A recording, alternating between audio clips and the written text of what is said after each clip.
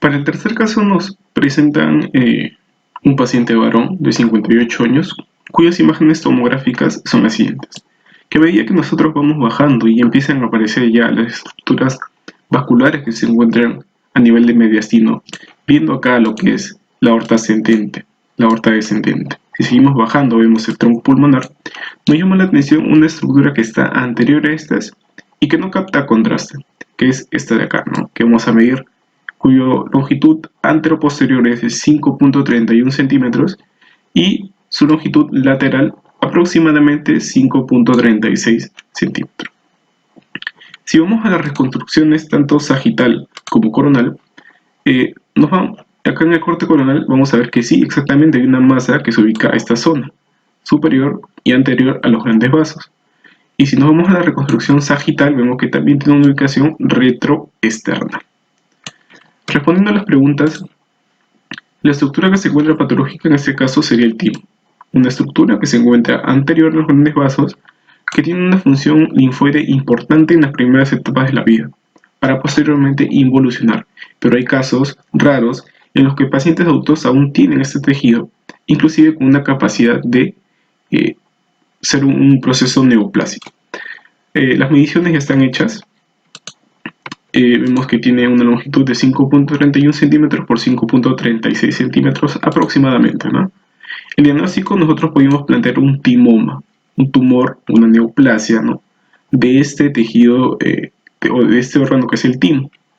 Y plantear las alternativas terapéuticas obviamente va a ser una intervención quirúrgica, una resección, que puede ser una timectomía transesternal o una cirugía torácica videoasistida, lo que se conoce como PATS.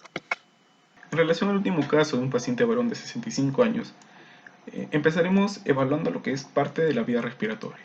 Para ello nos ubicaremos en este hueso de acá, que corresponde al hueso hioides.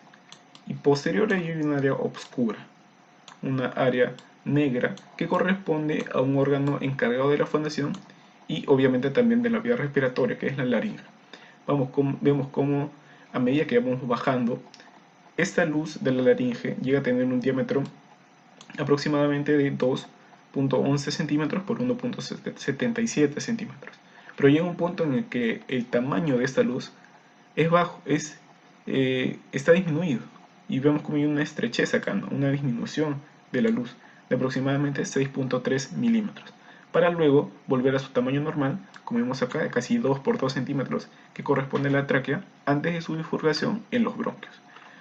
Entonces, con todo lo visto acá, pareciera que hay una disminución del calibre en una parte de la vía respiratoria superior, y eso se confirma con esta reconstrucción 3D de la vía respiratoria. Acá vemos como esta zona de acá es la laringe y acá ya empieza la tráquea.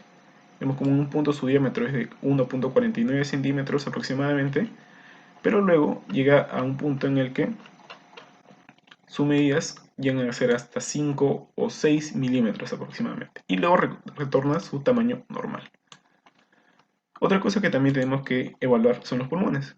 Y vemos acá en esta reconstrucción coronal, ventana parenquimal, cómo hay un tamaño mucho mayor del pulmón derecho en comparación al pulmón izquierdo. Y es que el pulmón izquierdo está disminuido notoriamente de tamaño.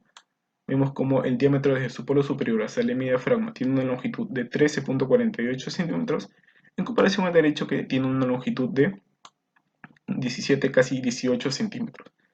Y esta disminución del tamaño del pulmón izquierdo va a deberse a que hay una compresión del contenido abdominal haciendo que se eleve el hemidiafragma.